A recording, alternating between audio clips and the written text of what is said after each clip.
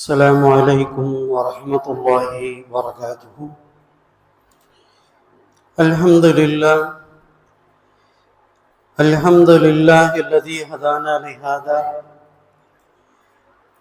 نحمده ونستعينه ونستغفره ونؤمن به ونتوكل عليه ونعوذ بالله من شرور أنفسنا ومن سيئات أعمالنا. من يهد الله فلا مضل له ومن يضلل فلا هادي له. أشهد أن لا إله إلا الله وحده لا شريك له وأشهد أن سيدنا ونبينا مولانا محمدا عبده ورسوله. أما بعد فقد قال الله تبارك وتعالى في محكم تنزيل وفي الفرقان المجيد بعد أعوذ بالله من الشيطان الرجيم بفضل بسم الله الرحمن الرحيم.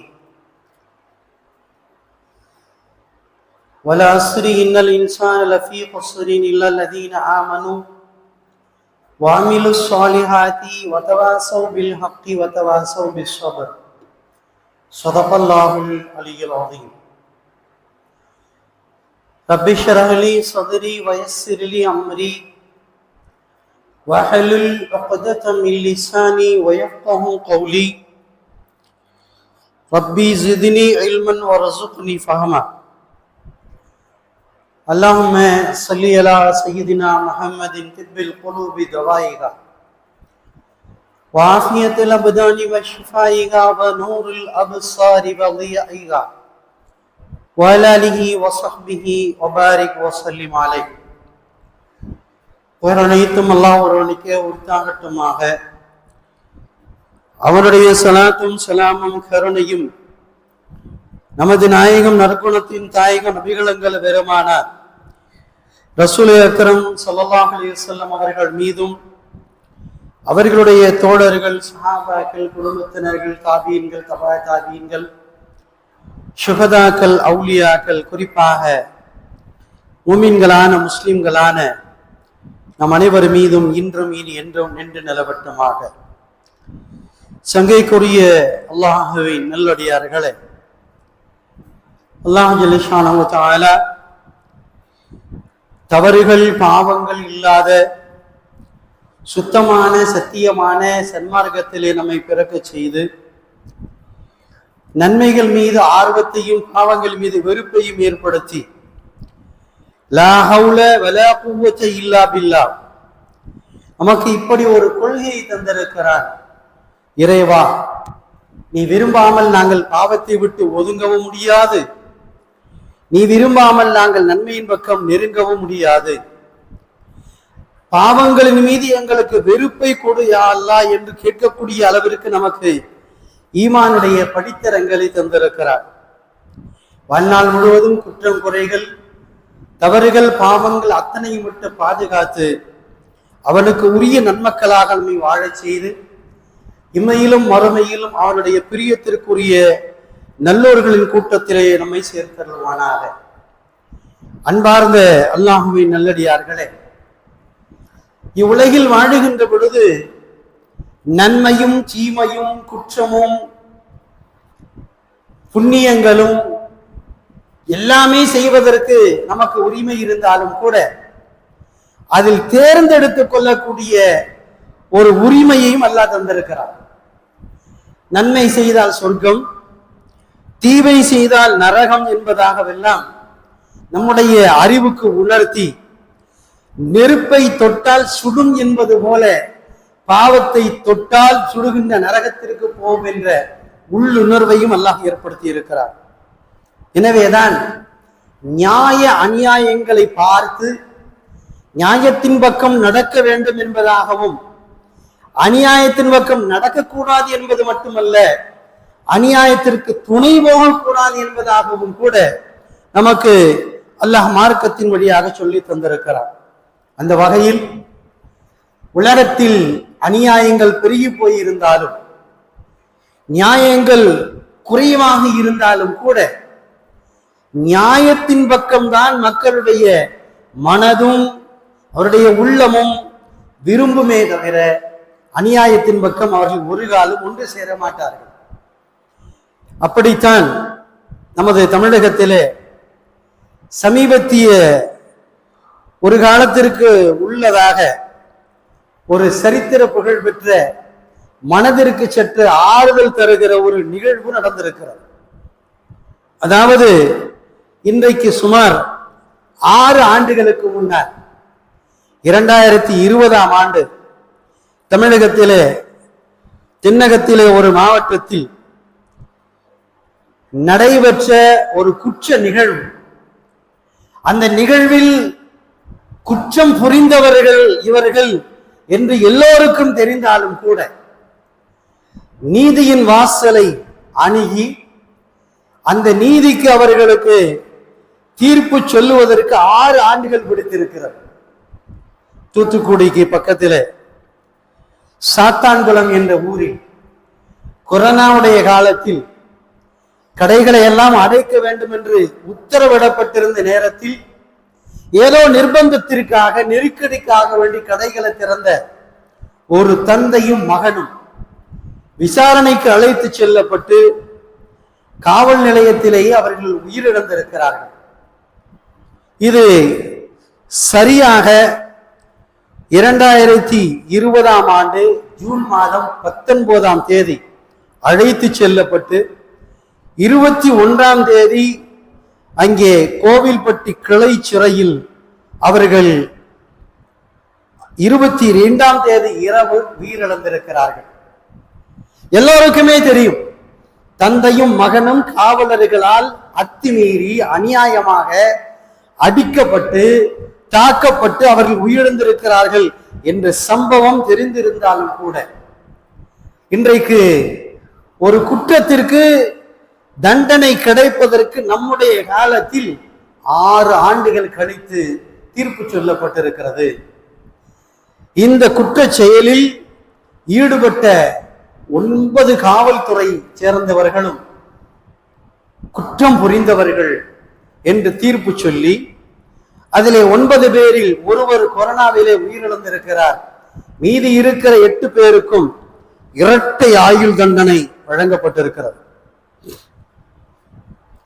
சற்று வித்தியாசமான தீர்ப்பு தான். ஒரு மனிதனுக்கு ஒரு முறைதான் மரணம் வரும். ஆனால் இங்கே 2 மரண தண்டனை அவர்களுக்கு குற்றமாக தண்டனையாக வழங்கப்பட்டிருக்கிறது. 2 முறை மரண தண்டனை விதிக்கப்படுவது என்று சொன்னால் தந்தைக்கும் மகனுக்கும் தனித்தனியாக எங்கே அவர்களுக்கு தண்டனையை நீதிபதி அறிவித்துவிட்டு எல்லா செய்தித்தாள்களிலும் வந்த ஒரு செய்தி, இந்த தீர்ப்பை வாசித்து முடித்துவிட்டு நீதிபதி எழுதி முடித்துவிட்டு பேனாவுடைய நுனியை முடித்திருக்கிறார். உண்மை. சற்று நமக்கு ஆறுதல் தருகிறது இந்த செய்தி. நமக்கெல்லாம் இந்த காலகட்டத்தில் நீதி கிடைக்குமா, நியாயம் வெல்லுமா என்பதாகவெல்லாம் பேசிக்கொண்டிருக்கிற இந்த காலத்தில் இப்படியும் நடக்கும் என்று நீதித்துறை 6 ஆண்டுகளுக்கு பிறகு சுமார் 2020 ஜூன் மாதம் நடைபெற்ற இந்த குற்ற செயலுக்கு 2026 ஜூன் மாதம் 22ஆம் தேதி, அதாவது இப்பொழுது அவர்களுக்கு என்ன செய்யப்பட்டிருக்கிறது, ஏப்ரல் மாதத்திலே தீர்ப்பு கிடைத்திருக்கிறது என்பது நமக்கு ஒரு சற்று ஆறுதல். அருமையானவர்களே, இறைவனும் சரி இறை தூதரும் சரி நீதியின் பக்கம் இருக்கிறார்கள், அநியாயத்தின் பக்கம் இருக்க மாட்டார்கள். அநியாயம் செய்பவர்களுக்கு நீங்கள் எத்தனை தான் பணத்தை வைத்து செல்வாக்கை வைத்து அரசியல் மற்றும் பின்புலங்களை வைத்து நீங்கள் தப்பித்துக் கொண்டிருந்தாலும் குற்றவாளிகள் தண்டிக்கப்படக்கூடியவர்கள். நீதி நின்று கொள்ளும், நீதி நின்று கொள்ளும். தமிழிலே சொல்வார்கள், அரசன் அன்று கொள்வான், அரசன் அன்று கொள்வான், ஆனால் ஆளக்கூடியவன் அவன் நின்று கொள்வான் என்று சொல்வார்கள். ஆக இறைவன் என்பவன் குற்றத்தையும் நியாயத்தையும் பார்த்து கொண்டிருக்கிறார். அந்த குற்றங்களின் அடிப்படையில் அந்த குற்றங்களுக்குண்டான தண்டனைகளில் இருந்து எப்பொழுதும் எவரும் தப்ப முடியாது என்பதுதான் மிகுந்த ஆச்சரியத்திற்குரிய நிதர்சனமான உண்மை. அடுத்து இப்பொழுது நாம் வீட்டில் இருக்கக்கூடிய இந்த ரமலானுக்கு அடுத்து வந்திருக்கக்கூடிய ஷவ்வாலுடைய இந்த மாதம், இந்த மாதத்திலே நாம் பரவலாக சில விஷயங்களை பார்க்கலாம். அதாவது அடைக்கப்பட்டிருந்த அரபி கல்லூரிகள், அடைக்கப்பட்டிருந்த மதரசாக்கள் எல்லாம் ரமலானுடைய விடுமுறைக்கு பின்பதாக அவை திறக்கப்படுவதை நாம் பார்க்கலாம். அப்ப ரமலானுடைய விடுமுறைக்கு பின்பதாக மதரசாக்கள் திறக்கப்படுவது, அதே போன்று பள்ளிவாசல்களிலே ரமலானுக்காக வேண்டி விடுமுறை விடப்பட்டிருந்த குர்ஆனுடைய மதரசாக்களும் திறக்கப்படுவதை நாம் பார்க்கலாம். எப்படிப்பட்ட மதரசாக்களாக இருந்தாலும் ரமலானிலே விடுமுறை விட்டு ரமலானுக்கு பிறகு அவைகள் திறக்கப்படும். அந்த நேரத்திலே இதுவரை ஓதியவர்கள் ஓதாதவர்கள் எல்லாவற்றையும் சில ஊர்களில் பார்க்கலாம். என் பிள்ளை இதுவரைக்கும் ஓதல, இப்ப இந்த நோவுக்கு பின்னாடி என் பிள்ளைய கொண்டு வந்து மதரசால விடுறேன். எங்க பிள்ளைக்கு நீங்க ஆரம்பத்திலிருந்து மார்க்க சட்டங்களை, திருக்குர்ஆனுடைய ஓதுதல்களை சொல்லிக் கொடுங்கள் என்பதாக விரல் பிடித்து கூட்டு வந்து மதரசாவிலே விடுவதை நாம் பார்க்கிறோம். அதே மாதிரி இன்னும் சில ஊர்ல சில ஆச்சரியமான நிகழ்வுகள். ரமலான் வரைக்கும் தொழாதவர்கள் ரமலானுடைய அந்த ஒரு ஆர்வத்துல தொழுக ஆரம்பிச்சிருப்பாங்க. ரமலானுடைய ஆர்வத்துல தொழுக ஆரம்பிச்சிருப்பாங்க. ரமலான் முடிஞ்சதுக்கு அப்புறம் ரமலான்ல எல்லாம் தொழுவ வந்துகிட்டு இருந்தோமே, ரமலான் முடிந்து தொழுகையை விடுவதற்கு வெட்கப்பட்டு கொண்டு அந்த தொழுகையை தொடர்ந்து தொழுவார்கள். சரி, ரோமல வந்துட்டோம், தொடர்ந்து தொழுவோம் அப்படின்னு சொல்லி. அப்ப இதுவெல்லாம் அல்லாஹ் ஏற்படுத்தக்கூடிய அற்புதமான ஒரு மனமாற்றம். அல்லாஹ் ஏற்படுத்தக்கூடிய அற்புதமான மனமாற்றம்.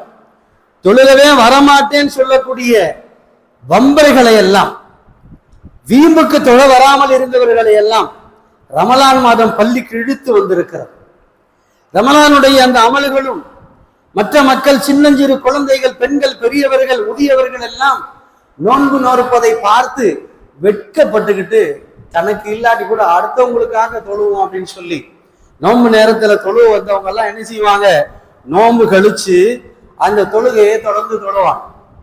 அப்ப இதுல ரெண்டு பெனிஃபிட் என்னன்னு சொன்னா, தொழாதவர்கள் தொழக்கூடிய நிலை, அதே போன்று இதுவரைக்கும் மதரசாவிற்கு வராத சின்னஞ்சிறு குழந்தைகள் ரமலானுக்கு பிறகு அவர்களை அழைத்து வந்து பள்ளி வாசலிலே விட்டு தொழுகையில் அந்த ஓதுதலில் அவர்களை ஆர்வம் ஏற்படுத்தி பள்ளிவாசலுடைய மதரசாக்களிலே அவர்களை அழைத்து வந்து விட்டு திருக்குர்ஆன் ஓத தெரிவதற்காக வேண்டி தங்களுடைய பிள்ளைகளை கொண்டு வந்து மதரசாக்கள்ல விடுறது.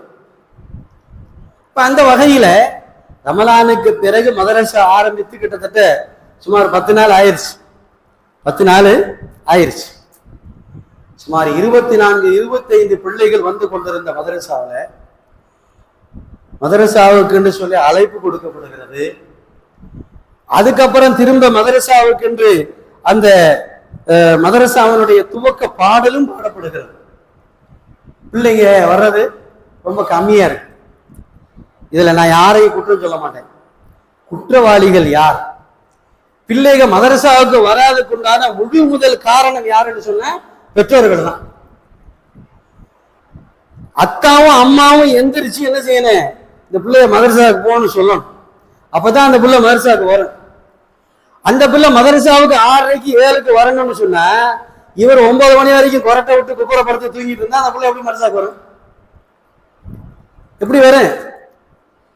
அந்த பிள்ளைய கூப்பிட்டு கேட்டா, ஏன் மதரசாவுக்கு வரல? மதரசாவுடைய நேரம் 1 மணி நேரம், 6:30 7:30 வரைக்கும் மதரசா நடக்குது, ஏன் மதரசாவுக்கு வரல அப்படின்னு சொன்னா, சின்ன பிள்ளைகளுக்கு பொய் சொல்ல தெரியாது. சின்ன பிள்ளைகளுக்கு பொய் சொல்ல தெரியாது. அந்த பிள்ளை சொல்லுது, எங்க அத்தா தூங்கிட்டு இருக்காரு, நான் எப்படி மதரசாவுக்கு வர்றது? எனக்கு கோபம் வரும். சொல்லுவேன், உங்க அத்தா தூங்கிட்டு இருந்தா முகரையில தண்ணி எழுதி ஊத்திட்டு வர வேண்டியதானேன்னு சொல்லுவேன். அப்ப இவனுக்கு அறிவு இருந்தாலும் அந்த பிள்ளை ஓத வரும். எத்தனை மாடு மாதிரி தூங்குனா பிள்ளை எப்படிங்க ஓதும்? எத்தனை மாடு மாதிரி தூங்குனா பிள்ளை எப்படி ஓதும்? அந்த பிள்ளை 6 மணிக்கு மதரசாவுக்கு போகணும், அம்மாட்ட சொல்லுது, அம்மா என்னை எழுப்பி விட்டுரு, மதரசாவுக்கு போகணும், 6:30 மணிக்கு மதரசாவுக்கு போகணும்னு சொல்லி. அந்த அம்மாவும் எழுப்பலாண்டு பாக்குது. ஆனா பிள்ளை எங்க படுத்திருக்கு? பெத்தெடுத்த ஓவியமான அத்தாவுக்கு பக்கத்துல படுத்திருக்கு. அவன் எந்திரிச்ச அவளுக்குள்ள எந்திரிக்க. இவன் தான் குப்புற படுத்து 9 மணிக்கு எருமாடு தூங்கிட்டு இருக்கானே. இந்த பிள்ளை எங்க எந்திரிக்கிறது? அப்ப நான் சொல்வேன், இந்த பிள்ளைகள் ஓதாமல் உருப்பிடாமல் போவதற்கு பெற்றோர் தான் காரணம். ஓதாம உருப்பிடாம போறதுக்கு யாருதான் காரணம்? பெற்றோர் தான் காரணம். அப்ப நேத்து ஒரு பிள்ளைகிட்ட கேட்கிறோம், சிறுநீர் கழிச்சிட்டு சுத்தம் பண்ணணும்னு தெரியுமா தெரியாதா? எங்க அத்தாவும் சொல்லல, எங்க அம்மாவும் சொல்லல. அவனை வெட்டி போதனு.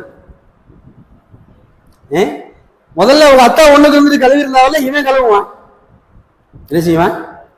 இங்கதான் ஹேப்பி பர்த்டே கிறிஸ்துவ கலாச்சாரம் ஓடிக்கிட்டு இருக்க. கிறிஸ்துவ கலாச்சாரம் கேக்கு வெட்டுறது, மெழுகுவத்தி ஏத்துறது, வெடி வெடிக்கிறது. எங்க களிமா சொன்ன வீட்டுல அங்க எப்படி இஸ்லாம் இருக்கும்? ரொம்ப வேதனையா இருக்கு, ரொம்ப வேதனையாக இருக்கிறது. மாற்று மதத்துடைய கலாச்சாரத்தில் உங்களுடைய பிள்ளைய வளர்த்தா அவன் மௌத்தார வரைக்கும் இஸ்லாமிய கலாச்சாரத்துக்கு வரவே மாட்டான். எப்படி வருவான்? நீ பர்த்டே கொண்டாடுப்பா, கேக்கு வெட்டு, நீ என்ன செய்ய, மெழுகுவத்தி கொளுத்து, பேருக்குத்தான் மார்க்கமணி இருக்கு, ஆனா கலாச்சாரம் பூரா யாரோட? அவனோட தான். அப்ப இவன் எப்படி இஸ்லாமிய பிள்ளையா வருவான்? யாரு மேலேயும் குற்றம் சொல்ல முடியாது. பெற்றெடுத்தவர்கள் தான் குற்றவாளிகள், பெற்றெடுத்தவர்கள் தான் குற்றவாளிகள். நான் சொல்லுவேன், எனக்கு என்ன ஓதி கொடுப்போம், நேரம் முடிஞ்சா நான் பாட்டு சலா சொல்லுங்க போகணும். என்னை எல்லாம் குற்றம் முடிக்கவே முடியாது. என்னை எல்லாம் குற்றவாளி நீ தான். உன் பிள்ளை ஓதாம உருப்பிடாம போனது காரணம் யாரு? பெற்றெடுத்த தந்தை தான் காரணம். ஏன்னா என்கிட்ட பிள்ளை 1 மணி நேரம் தான் இருக்கு, உங்கள்கிட்ட 23 மணி நேரம் இருக்கு. என்கிட்ட பிள்ளை அந்த மதரசாவுக்கு வர்ற 1 மணி நேரம் தான் என்னுடைய பொறுப்பு. மீத இருக்கிற 23 மணி நேரம் மாற்று மத கலாச்சாரத்தைப்படி உங்க வீட்டுல வளர்த்துக்கிட்டு அந்த பிள்ளை எப்படி இஸ்லாமிய கலாச்சாரத்துல வளரும்? நெஞ்சில கை வச்சு சொல்லுங்க. சாத்தியமே இல்லை, வாய்ப்பே இல்லை. அது 1 மணி நேரம், அது எனக்கு பயந்துகிட்டு தொப்பி போட்டுக்கிட்டு அஸ்ஸலாமு அலைக்கும் மாஷா அல்லாஹ் சுப்ஹானல்லாஹ் ஸலாத் சொன்னா முடிஞ்சு போச்சு. மிச்சம் 23 மணி நேரம் உங்களுடைய அரவணைப்புல மாற்று மத கலாச்சாரத்துல அந்த புள்ள வளர்ந்துகிட்டு இருக்கும் போது அவன் இஸ்லாமுடைய அடிப்படையே தெரியாம தான் வளரும். அதனால இந்த எல்லா ஊர்லயும் இன்னைக்கு அதான் சொல்லுவாங்க, தமிழ்நாடு ஃபுல்லா மதரசாக்களுடைய துவக்க நேரம், மதரசா ஆரம்பிச்சிருக்கிற நோன்பு கழிச்சு மதரசாவுக்கு உங்களுடைய பிள்ளைகளை அனுப்புங்க. இதுல இன்னொரு வேதனை என்ன தெரியுமா? இன்னொரு பெரிய வேதனை, பொம்பளை பிள்ளைய நல்லா ஓத ஆரம்பிக்கிறதே எத்தனை வயசுலதான்? 9 வயசுல இருந்து 10 வயசுக்குள்ள. அந்த பிள்ளைக்கு அப்பதான் எழுத்தே புரியும். 10 வயசுலதான் எழுத்து புரியும். 11 வயசு அல்லது 12 வயசுல அந்த பிள்ளை என்ன ஆயிரும்? பாலிக ஆயிரும், வயசு அட்டன் பண்ணிடும். முடிஞ்சு அந்த பிள்ளை ஓதுறத மண்ணை தள்ளி மூடிட வேண்டியது. எப்படி அந்த பிள்ளை ஓதும்? 9ல இருந்து 16 வயசுக்குள்ள அந்த பிள்ளை என்னத்தை ஓதி பிடிக்கும்? ஆனா எல்லா இடத்துக்கும் அந்த பிள்ளை போவோம். எங்க போவேன்? ஸ்கூலுக்கு போய் 1000 ஆம்பளைகளோட பேசலாம். ஸ்கூலுக்கு போய் 1000 ஆம்பளைகளோட பேசலாம். அதே மாதிரி தெருவில் வர்ற காய்கறிக்காரன், பாலுக்காரன், மோருக்காரன், கீரை விற்கிறவன், கருவாடு விற்கிறவன் எல்லாத்தையும் அந்த பிள்ளை பேசும். மதரசாவுக்கு மட்டும் வரக்கூடாது. அப்படித்தானே வச்சிருக்கான், அப்படித்தானே வச்சிருக்கான். அப்ப அந்த பிள்ளை எப்படி ஓதும்? அதை கொஞ்சம் யோசிச்சு பாருங்க. மதரசாவுக்கு மட்டும் வரக்கூடாது, மதரசாவுக்கு மட்டும் வரக்கூடாது. மற்ற ஊர்ல உள்ள எல்லாத்தையும் பேசலாம். அப்படின்னா அந்த பிள்ளை எப்படி குர்ஆன் ஓடும்? அதற்குரிய கட்டுப்பாடுகளோடு நீங்க என்ன செய்யணும்? மதரசாவுக்கு போற எல்லா ஊர்லயும் இன்னைக்கு என்ன செய்யறாங்க? பெண் பிள்ளைகள், வயதை அடைந்த பிள்ளைங்க மதரசாவுக்கு போறாங்க, திரை மறைவுல உட்கார்ந்து ஓதிட்டு வர்றாங்க. அதுக்கு தகுந்த முறையில் என்ன செய்யறாங்க? ஓதிட்டு வர்றாங்க. அந்த முறையில ஓதுறதுக்கு அனுமதிக்கணும். ஓதுறதுக்கு வாய்ப்பு கிடைக்கிறதே ரொம்ப கம்மி. அதுலயும் நம்ம அனுப்பாம என் புள்ள தூங்கட்டும், என் புள்ள தூங்கட்டும் அப்படின்னோம்னா ஒரு மார்க்கமும் இளங்காது, ஒரு மார்க்கமும் இளங்காது. அதனால ஓதக்கூடிய காலத்துல, மதரசாவுடைய காலத்துல, மதரசாவுடைய வரக்கூடிய தகுதி உள்ள பிள்ளைகளை தயவு செஞ்சு மதரசாக்கு அனுப்பி வைங்க. எல்லாம் வல்ல அல்லாஹு தஆலா நம்முடைய பிள்ளைகள் மார்க்க கல்வியை கற்பதோடு மட்டுமல்லாமல் நம்மளுடைய வீட்டுகள்லையும் கொஞ்சம் பெத்தவங்களும் என்ன செய்யுங்க? இஸ்லாமிய கலாச்சாரம் படி வாழ்ந்து பழகுங்க.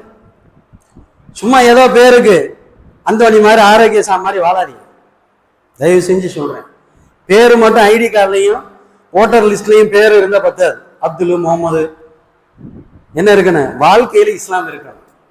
வாழ்க்கையில இஸ்லாம் இருக்கணும். சும்மா பேருக்கு மட்டும் நான் சொல்லிட்டு இருந்தேன், நோன்பு வந்தா அல்லாஹ் அக்பர், நோன்பு முடிஞ்சவொடனே முடிஞ்சு போச்சுனாக்க அப்ப மாலை போடுறவங்களுக்கு நமக்கு என்ன வித்தியாசம்? மாலை போடுறாங்கல்ல, மாலை போட்டோம் இதுதான் இருப்பேன், மாலை அவுத்து போட்டவொடனே எல்லாம் வந்துடும். அப்ப நமக்கு நோன்பு வந்தா அப்படி, நோன்பு வந்தா இப்படின்னு சொன்னா அப்ப அவனுக்கு நமக்கு என்ன வித்தியாசம் இருக்கு? என்ன வித்தியாசம் இருக்கு? நோன்பு வந்தா அல்லா அல்லான்னு சொல்றாரு, நோன்பு முடிஞ்சவொடனே பள்ளியாசம் எங்க இருக்குன்னு தெரியாது. அப்ப அவங்களுக்கு நமக்கு எந்த வித்தியாசமும் இல்லை, அவங்களுக்கு நமக்கு எந்த வித்தியாசமும் இல்லை. அதனால இந்த உணர்வுகளை உள்ளத்துல கொண்டு வாருங்க. நிரந்தரமாக இஸ்லாத்தில் நிலைத்திருப்பதற்கு முயற்சி செய்யுங்க. அல்லாஹ் தௌஃபீக்